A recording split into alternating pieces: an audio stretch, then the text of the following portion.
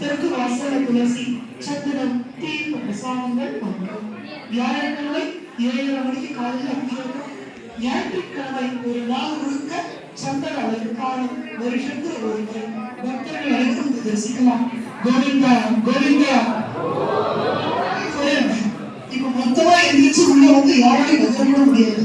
அந்த மண்டபத்திற்கு 2 நிமிஷம் வந்து அப்படி நின்றுக்கும். இந்த முன் மண்டபம் மட்டும் கொஞ்சம் எந்திரிச்சு அழைக்க ஒரு சீக்கிரம்